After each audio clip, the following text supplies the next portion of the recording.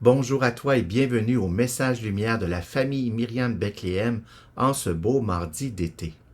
Il m'arrive et je pense que ça doit arriver à toi aussi dans notre vie de prière, de relation avec le Seigneur, surtout avec sa parole, de lui demander de nous dire ce qui est pour lui le plus important, sa priorité, ce qu'il aimerait qu'on retienne le plus de tous ses messages, ses conseils, ses promesses. Et quand on fait cette demande, il faut bien sûr être très attentif parce que le Seigneur répond toujours quand on lui demande ce qu'il attend de nous. Il a une façon particulière, parfois mystérieuse, de répondre. Alors il faut être attentif, mais aujourd'hui, c'est une grande chance que nous avons. Nous avons une réponse directe de Jésus dans les mots mêmes de l'Évangile d'aujourd'hui. Il disait « Malheureux êtes-vous, scribes et pharisiens hypocrites, parce que vous payez la dîme sur la menthe, le fenouil et le cumin, mais vous avez négligé ce qui est le plus important dans la loi, la justice, la miséricorde et la fidélité. Voilà ce qu'il fallait pratiquer sans négliger le reste. » Et les mots que je retiens de cet évangile, ce sont ceux-ci. Le plus important, la justice, la miséricorde et la fidélité. Si Jésus a dit cela aux scribes et aux pharisiens, c'est qu'il savait très bien que ceux-là connaissaient très bien chaque commandement des Écritures, mais il savait surtout qu'ils cachaient leur manque de justice, de miséricorde et de fidélité par le beau spectacle qu'ils donnaient très publiquement de leur conformité aux petits détails de la loi, jusqu'aux redevances sur les fines herbes. Cette comédie qu'on joue parfois, nous aussi, c'est un mécanisme de défense pour nous éviter de faire face à ce qui nous fait souffrir en nous-mêmes, nos blessures, nos jalousies, nos paresses, et on connaît le reste, et notre orgueil, lui, il s'en mêle, pour nous enseigner à construire un personnage, un moi idéal, et qu'on essaie de devenir pour donner le change, parce qu'on écoute un petit peu trop ce mensonge de notre orgueil blessé qui nous chuchote qu'on sera bien plus avantagé, plus aimé, plus valorisé, si on joue ce personnage devant soi-même et devant les autres.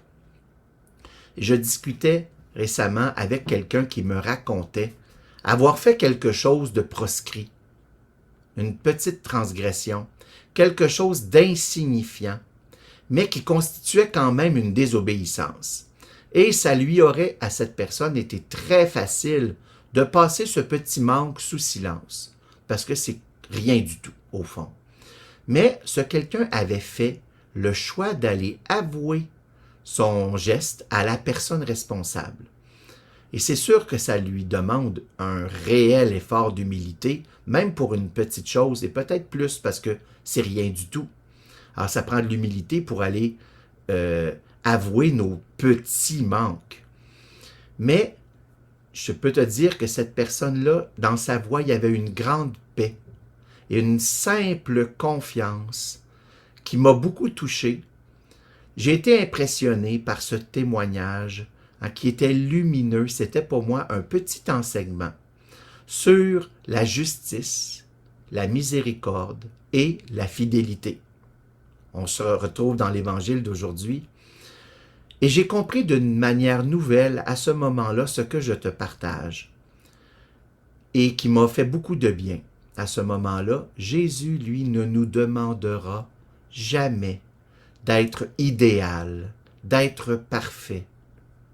Il ne nous demandera jamais, mais ce qu'il nous demande, c'est de vivre nous-mêmes, notre vraie identité, dans la lumière, dans la vérité, et d'accueillir ce qui en nous est beau, et aussi ce qui est moins beau, ou difficile, ou peut-être même raté, parce que lui, il accueille déjà tout ce que nous sommes, dans sa miséricorde, sans rien rejeter. Et sa miséricorde, justement, peut réparer cette relation d'amour qui est blessée, mais la relation peut être réparée par la miséricorde entre le Père et nous, et aussi la relation fraternelle entre nous. La miséricorde, accueillie et manifestée, répare la relation, et l'Esprit Saint que Jésus nous donne nous aide à réparer les conséquences concrètes de nos erreurs. Parfois, il faut réparer.